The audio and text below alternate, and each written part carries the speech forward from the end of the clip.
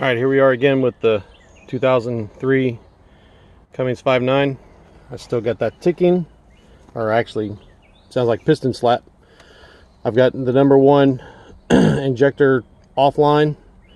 I'm going to reattach it, and you can hear the difference between the piston slap. So I think the injector may actually still be leaking a little bit.